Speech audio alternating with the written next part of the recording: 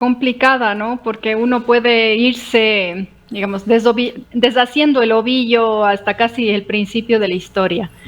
Pero yo creo que mucha de la responsabilidad digamos, de esta situación que tenemos hoy en día y la fragilidad de la democracia recae a hombros de los partidos políticos. Y esa incapacidad que han tenido los partidos políticos digamos, desde el 78 en adelante de configurarse como tales, ¿no? De ser realmente instituciones que defiendan ideas y que busquen permanecer en el tiempo más allá de sus líderes. Y lo que tenemos ha sido justamente lo contrario, y cada vez quizás con mayor presencia o mayor claridad, el hecho de que los partidos políticos representan intereses personales, muchas veces intereses particulares de unos cuantos líderes o de personas que no buscan o no defienden realmente un programa, una idea, un proyecto político, un proyecto de país. Cuando la política entonces se vuelve o se convierte, yo creo, en el terreno de lo privado, ahí es en donde perdemos el rumbo. Y si es que eso, damos deshilando el ovillo, vemos que eso ha sido el modus operandi de todos, incluyendo la Revolución Ciudadana, ¿no? Porque podríamos decir, bueno, la Revolución Ciudadana no lo hace, pero después de Correa, digamos, desde Lenin en adelante, la Revolución Ciudadana sigue descansando a hombros de ese gran líder que tiene y su principal postura es lo que Correa diga o deje de decir. Entonces, también está en ese juego, aun cuando tenga una mayor fortaleza electoral aparente, ¿no? Pero es eso, es el haber abierto el terreno de lo público a lo privado. Ahora, en esto, doctora, me encantaría conocer su comentarios, sus reflexiones sobre el papel que juega el Consejo Nacional Electoral, porque a mí personalmente me sorprende que ni siquiera se haya planteado la posibilidad de hacer una veeduría a fondo de las actuaciones de los últimos años del Consejo Nacional Electoral. Bueno, el Consejo Nacional Electoral es un órgano bastante, digamos, institucionalmente es fuerte, es el poder o es la parte administrativa del poder electoral, pero ya vemos que no está exento de limitaciones tanto desde presupuesto como desde personal, técnicas y demás, y también entra dentro del juego de los intereses políticos, ¿no? Entonces no es demasiado independiente en ese sentido, pero también adolece, yo creo, de una falta de capacidad operativa bastante importante. Entonces, claro, si uno se pone a ver el Consejo Nacional Electoral, no es solo que tiene problemas para organizar elecciones, sino que tiene problemas, por ejemplo, para fiscalizar la labor de los partidos, tiene problemas para lo que ha estado sucediendo todo este día con el tema del voto en el exterior, este voto telemático, tiene problemas para garantizar transparencia de votos, para operativizar procesos. Entonces, es difícil también que podamos confiar en un organismo que no tiene operatividad plena. Sí, un poco, ¿qué crees tú que va a significar a partir de estas elecciones el que las elecciones hayan estado embarradas en tanta violencia que incluso uno de los candidatos ha llegado a ser asesinado, ¿no? Y varios otros también? El tema de... Sí. Diga, termine usted la pregunta. ¿Qué es lo que le dice al Ecuador esto? ¿Qué es lo que le dice al mundo? Bueno, al Ecuador y al mundo nos dice cosas serias, ¿no? Cosas que no son muy alentadoras. Nos dice que no estamos seguros y que no estamos tampoco a salvo en general como ciudadanos, ¿no? Nosotros en Cuenca tenemos la suerte de vivir en un lugar en el Ecuador en donde quizás esto nos salpique la cotidianidad todavía. Pero si pensamos que las situaciones de violencia y que la presencia de bandas criminales es el día a día de gran parte de las ciudades y de las poblaciones costeras, por ejemplo, nos damos cuenta de que tenemos un futuro incierto como Estado, un futuro incierto como democracia, y eso no es muy alentador, ¿no? Entonces, quien asuma el gobierno, tanto a nivel legislativo como ejecutivo, el gobierno en sentido ampliado, ahora tiene un gran reto, ¿no? Que es quizás intentar rescatar la poca institucionalidad que le queda al país en medio de ese escenario de violencia que, como hemos visto, cuando empiezan estas guerras de narcos, ya tenemos el ejemplo de Colombia, tenemos el ejemplo de México, no es muy fácil de calmar y no es muy fácil lidiar con ello, menos todavía en un estado débil como el ecuatoriano, ¿no? Y la que vemos a los candidatos con chalecos antibalas y cascos especiales, es realmente muy significativo lo que está sucediendo en el país al mirar esto. Sí, digamos, lanza un mensaje bastante negativo, ¿no? El hecho de decir, a ver, yo vengo a votar en contra de, digamos, poniendo en peligro mi propia vida y la de todos a mi alrededor. Ahora, también hemos visto mucho el uso de esa imagen a nivel propagandístico, que es en donde yo pongo, digamos, la crítica, como si fuese real. Bien, pero por ejemplo, hoy día iba el candidato Noboa con chaleco antibalas y su pareja estaba allí sin, y toda ella vestida de blanco. A ver, si me matan a mí, también puede ser que la otra persona. Entonces, por último, todo el equipo debería estar bien resguardado, ¿no? Entonces, ahí es en donde uno puede empezar a ver estas cosas como que, no sé si es que están buscando alarmar de más o si en realidad tienen detrás una lógica de seguridad. Bueno, lo que pasa es que me parece a mí que la muerte de Villavicencio, él era el objetivo, ¿no? Es decir, cumplida la muerte de Villavicencio y de otros, de los alcaldes o gente que están metidos en la disputa del poder de las bandas, ¿no? Tienes al alcalde de lado o está el alcalde negociando a quién le paga, a quién paga la vacuna, ¿no? O sea, puede ser así, ¿no? Y esto también va a afectar a los propios ciudadanos, porque resulta que en el mismo negocio entran dos a pedirte la vacuna y te matan si estás con el otro, o sea, es terrible, ¿no? Entonces, esta guerra de vacunas, ¿cómo así llegamos a que la mayor industria del Ecuador sea la extorsión, ¿no? Como modo de vida para la juventud, para esta gente que no tiene oficio ni beneficio porque el Estado les ha abandonado también, ¿no? Sí, yo creo que la salida es difícil, pero a ver, en medio de todo eso, creo, si es que nuestros políticos fuesen un poco más sabios, empezaran a mirar a los vecinos, ¿no? En Colombia ha pasado esto, y tienen este problema, ¿no? Es famoso el caso de Medellín, en donde una vez que el narco ha dejado de ser el gran negocio, los narcos luego se vuelcan a las calles y toman posesión del gobierno de los barrios y extorsionan a la gente y el Estado no está allí. Entonces, un poco podemos mirar a nuestros vecinos y aprender de esas realidades y qué se puede y qué no se puede hacer y por dónde ir, pero parece que hay una cierta miopía, ¿no? Nos vemos del ombligo y pensamos que estamos solos en el mundo y que solo lo que yo pienso es lo que vale, cuando en realidad sí hay ejemplos fuera de qué es lo que se debe, qué es lo que no se debe hacer y qué es lo más adecuado. Si es que uno realmente estuviese pensando en el bienestar de la comunidad, lo pudiera ver, ¿no? Es problemas complejos, sí, pero que en otros lugares sí se ha lidiado con eso, ¿no? Sobre todo en el tema del narco, también otro de los retos que va a tener el gobierno para asumir, y yo en esto yo creo que en América Latina se podría armar una especie de alianza para presionar. Claro, a nosotros se nos cargan todos los muertos, ¿no? De la producción, del tráfico de drogas, pero el consumo está en los países desarrollallados y ahí no vemos que se habla de mafias ni de narcodelincuencia ni de cosas, ¿no? Entonces es hora, sí, es hora de plantearse debates que son incómodos, pero que es necesario abordarlos, ¿no? Ahora, otra situación que se viene, Fernando y doctora, en este proceso electoral es también que 1 año y medio, poco tiempo, poco dinero para el gobierno que pueda activar sus programaciones o sus proyectos, digamos, y poca confianza en el país. Yo diría que yo no le deseo que gane la presidencia ni a mi peor enemigo.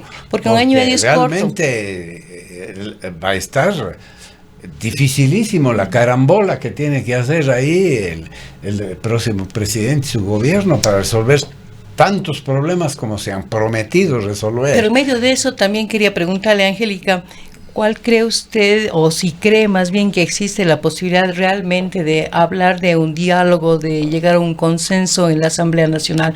Porque precisamente la relación entre el Ejecutivo y el Legislativo debería ser absolutamente distinta a lo que vivimos hasta hace pocos meses. Bueno, ahí hay varias cosas, ¿no? Es fundamental el diálogo entre ejecutivo y legislativo. Cuando no hay ese diálogo es cuando se dan escenarios de ingobernabilidad. De eso en el país hemos tenido ejemplos de sobra y no necesitamos volver a repetir lo mismo, ¿no? Eso por un lado. Por otro lado, ese diálogo no solamente se produce dependiendo de la configuración de fuerzas a las cuales votemos, ¿no? Mientras más fuerzas votamos, eso más fragmentado, más difícil es dialogar. Pero yo creo que con la asamblea pasada también aprendimos una lección, y es que los asambleístas tienen que asumir su responsabilidad legisladores con mayor seriedad, diré así, ¿no? Tienen que ponerse a trabajar, porque, es decir, tuvimos este periodo pasado antes de la muerte cruzada y antes de las elecciones de hoy, es un gobierno que no es gobierno, ¿no? La presidencia de Lasso no ha sido ni nada, ni chicha, ni limonada, pero tampoco lo fue la asamblea. Entonces, cuando no hay nadie que gobierne, ni ejecutivo ni legislativo, y no sean capaces de sentarse a hablar en términos de política pública, de qué es lo que necesita el país, difícil es que salgamos adelante. Entonces, por un lado, hay que ver qué tan fragmentada está esa asamblea, eso puede complicar el diálogo, pero por otro, creo que es fundamental exigir a los asambleístas que hagan su trabajo como legisladores. Recordando que, digamos, en ellos está asentado la soberanía popular, la asamblea es el asiento de la soberanía popular, entonces se deben más a la ciudadanía que a cualquier otro tipo de interés, eso es importante. Ahora, ¿qué tan fácil va a ser? Va a depender de cuántos salgan reelectos del periodo pasado, cómo se configuren esas fuerzas. Existe, yo creo, una alta probabilidad de que sea igual de fragmentada que la vez anterior, entonces el pronóstico también es un poco negro. Yo digo, no quiero hacer pronósticos, veremos, pero es que si no se sientan a conversar no vamos a salir de ningún lado. Y dentro de año y medio estaremos en las mismas tesituras, ¿no? Frente a unas elecciones con las mismas incógnitas, con las mismas incertidumbres y peor que ahora. Es decir, porque evidentemente si seguimos por ese camino, el Estado se va a seguir erosionando y su descomposición va a seguir adelante, ¿no? Realmente quien quiera ponerse sobre los hombros de este país en este momento debería ser o un mártir, un santo, un héroe o realmente un estadista de primera talla, ¿no? Porque de lo contrario no le veo yo mucho por venir a cualquier improvisado en este momento, ¿no? O que defienda ciertos intereses muy particulares y de ciertos sectores, ¿no? Bueno, yo preferiría la figura del estadista, ¿sabe? Porque los héroes y los mártires a mí me dan miedo, figuran mucho. Estos son muy yoyos. Y a mí los yoyos me dan susto. Sí, digo eso porque ¿dónde se forman los estadistas? ¿No? Tú con toda razón has dicho no hay partidos políticos, ¿no? Yo desde hace tiempos digo que lo que hay son emprendimientos económicos. Son pequeños grupos que buscan vivir del Estado, de un sueldo y de poner ahí a 2 o 3 amigos y conseguir algún pequeño contratito con su coimita por debajo. Ese es el tema, ¿no? Y entonces, claro, cuando la política se plantea en esos términos, ¿qué puedes esperar? Acaban de emitir una comunicación el Consejo Nacional Electoral que dice que informa a la ciudadanía que los resultados de las elecciones anticipadas empezarán a visualizarse aproximadamente a las 19:30 a través de diversos canales oficiales, centro de mando y transmisión de resultados, repositorio digital www.cne.gov.es, CNE App, así como por la señal vía streaming de sus cuentas institucionales. También han señalado que las encuestas a boca de urna o Exipol de las empresas autorizadas para realizar estas aproximaciones no constituyen resultados oficiales. En este informe, sin embargo, Angélica dice mucho las declaraciones últimas de 2 de las empresas encuestadoras más grandes del país que a pesar del correspondiente permiso decidieron no hacer encuestas a boca de urna. Eso da también un contexto de suma sensibilidad sobre los resultados que a partir de las 7:30 estará proclamando el Consejo Nacional. A ver, sí, a mí, digamos, me da mucha pena que la mayor parte de encuestadoras jurídicas y, digamos, a nivel, creo que había una persona natural habilitada, bueno, ya sea persona natural o persona jurídica, la mayor parte hayan decidido dar un paso al costado porque no tienen la garantía de poder salvaguardar la seguridad de sus encuestadores, ¿no? Eso es duro de escuchar. Pero por otro lado, más allá de que sea duro de escuchar, nos deja sin un elemento fundamental, que es quizás tener esta especie de contraste con los resultados oficiales, que normalmente lo que hacen es abonar nuestra seguridad o confianza en los propios resultados.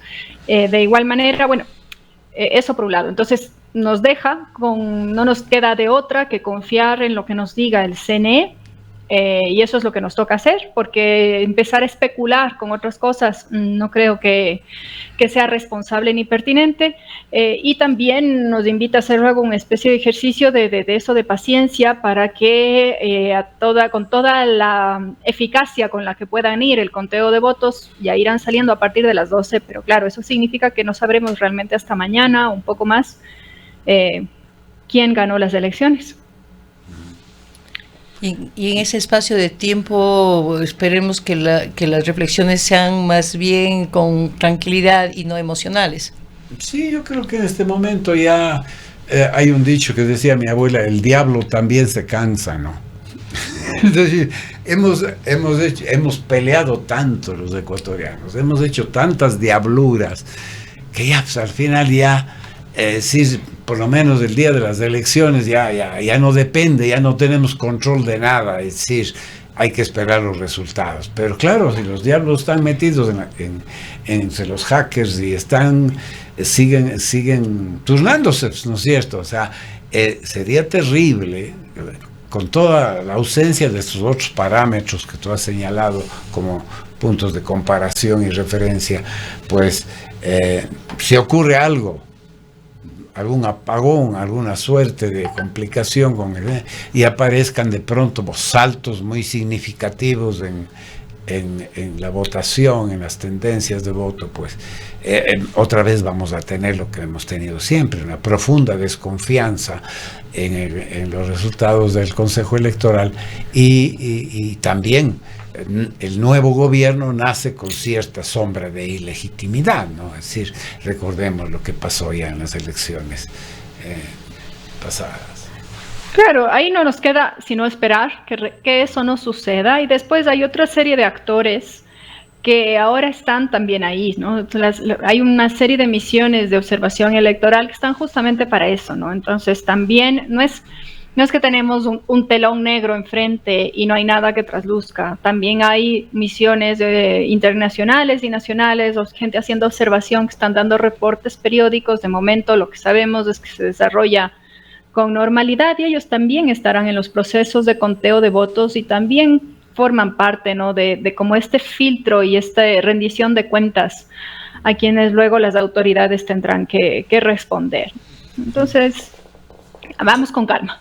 Un asunto sin duda que será de prioridad para quien gane este proceso electoral es el tema de seguridad. ¿Es posible pensar en que Ecuador tenga algún nivel de peso internacional para conjugar, para invitar a la región a pensar en una política de seguridad en este sentido regional que permita tener un peso justamente sobre el tema de que hay que empezar a hablar también del consumo? A ver, Ecuador puede convocar, pero no somos muy pesados a nivel internacional. Es una de las cosas que tenemos que tener claro. Nuestras ideas de que Ecuador puede ser el centro del universo están bien alejadas de la realidad. Si es que Ecuador quiere insertarse en un debate que ya existe, tiene que decidir qué lado, qué posición, ¿no?, a hombros de quién se va a arrimar. Y entonces puede sumar a la convocatoria y puede, digamos, hacer un llamado o puede contribuir a que realmente se configure una alternativa regional o una política común, si se quiere. Pero tiene que tomar posición, más que imponer la agenda. Como país estamos para apoyar posiciones que ya existen, porque el peso a nivel diplomático de nuestro país es cada vez menor. Es la verdad.